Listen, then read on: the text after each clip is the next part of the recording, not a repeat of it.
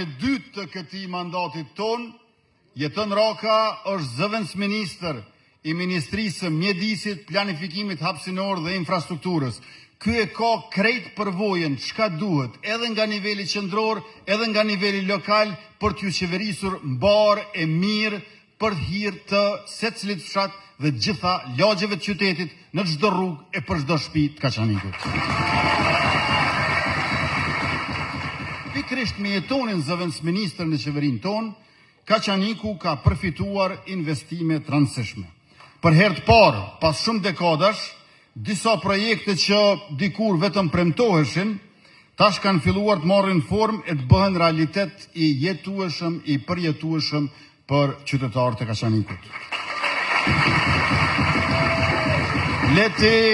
Leti përmendim bashk disa prej tyre. Rruga Idris Seferi, rruga Kërbliç-Kaçanik, sanimi rrëshqitjeve përgjatë rrugës Dogonaj-Globoqic dhe rrethin fushë pajtimit, asfaltimi tërësishëm i rrugës Dogonaj-Globoqic, ndërtimi i qerdhës në fshatin Rek-Nikaj, e së shpejti fillon edhe ndërtimi i shkollës fillore e Minduraku dhe shumë projekte e investime të tjera të buxhetuara si kolektore të ujrave të zeza, shtrati i lumit në Rodime dhe rrugë tjera të reja që do të ndryshojnë pamjen dhe jetesën në komunë.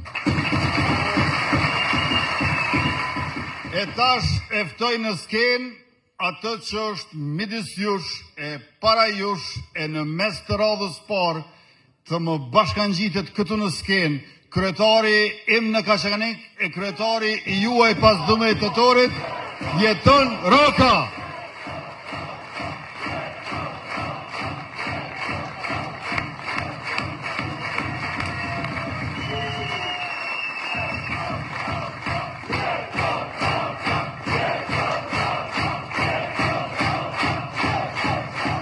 Sonte në këtë vend historik, ku vunë themelet e shtetësisë së Kosovës, me gjithë këtë energji, po ndihet fort fuqia e ndryshimit.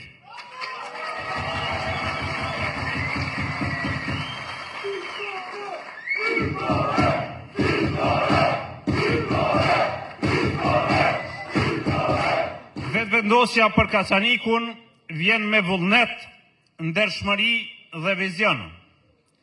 Jo për t'u pasuruar, por për t'i shërbyer qytetarëve. Jo për t'i bërë njerëzit tanë, por për t'u bërë të gjithë njerëz të këtij vendi. Sepse Kaçaniku nuk ka më nevojë për grupe interesi. Kaçaniku ka nevojë për njerëz që punojnë për të gjithë.